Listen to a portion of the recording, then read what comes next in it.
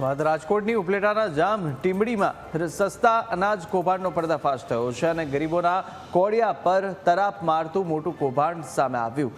મામલતદારની તપાસમાં 4000 કિલો અનાજની ઘટ અને છેલ્લા 7 મહિનાથી ગરીબોને અનાજ ન મળતા હોબાળો થયો। અનાજ માંગવા પર સંચાલકો દ્વારા તોછડું વર્તન કરાયું અને અનાજ પર ફાંકી ખાઈને થૂકતા હોવાના પણ ગંભીર આક્ષેપ લગાયા છે। તો સાથે બારોબાર અનાજ સગેવગે કરી બ્લેકમાં વેચવાનું કૌભાંડ અને મામલતદારની ટીમે દરોડો પાડી દુકાન સીઝ કરી છે।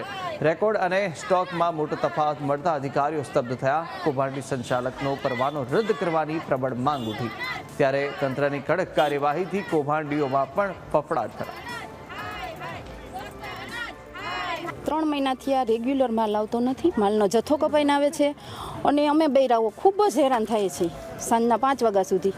છતાં પણ વારો આવે તો એ બંધ કરીને વયા જાય છે અને અમારા છોકરા ઘરે દુઃખી થતા હોય તો અમારે 3 દિવસ લાઈનમાં ઊભા છતાં રેશનનો માલ પૂરો આપતો નથી તો અનાજ વગરના અમારા છોકરા દુઃખી થઈ પડે ને। 15 દિનનું રાશન હોય તો અમારે સાહેબ મહિનો દિવસ નીકળતું હોય પણ છતાં અમને પૂરો માલ મળતો નથી। આજ મામલતદાર સાહેબ આવ્યા છે, અમારો પ્રશ્ન ઉકેલવા માટે જ ખાસ આવ્યા છે। હું અહીંયા માલ લેવા આવી, મને 7 મહિના ત્યાં માલ ના દીધો એટલે મેં એમ કીધું કે 2 મહિનાનો ભેગો દ્યો, કારણ કે 7 મહિનાનો ન આવ્યો, અમે મજૂરી માણસ છે તો 2 મહિનાનો માંગી શકી ને।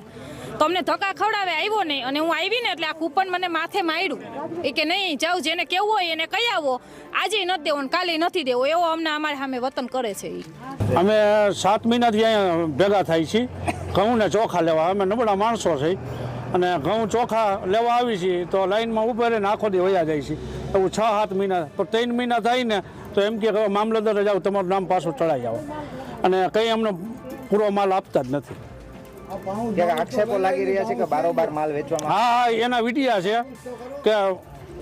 વિડિયા છે એના કે મોટરસાઇકલમાં માલ વયો જાય, રિક્ષામાં માલ વયો જાય। અમે એવી રજૂઆત કરી તો ગેરવર્તન કરે અમારા સામું। અને આ ગામ લોકોની માંગણી એવી છે કે આ સસ્તા અનાજનો કોટો છે, માલ જથ્થો પૂરો મળતો નથી। ગામની લાગણીને માન આપીને આ ભાઈ જથ્થો પૂરો આપવા મહેરબાની। કેટલા સમયથી આ પરિસ્થિતિ 6-7 મહિનાથી આવી રીતે અમને હાલે છે, ગામ લોકોને હેરાન કરે છે। આ પરવાનો કોના નામે છે અને તમારા દ્વારા શું કાર્યવાહી મામલતદારની ટીમ આવી હતી કે કેમ, શું કહેશો? હા, અમે મામલતદારના સ્થળ પર રજૂઆત જ કરેલી છે અને વાર્ષિક લક્ષ્મીબેન રામજીભાઈનો ફોટો આપેલો છે।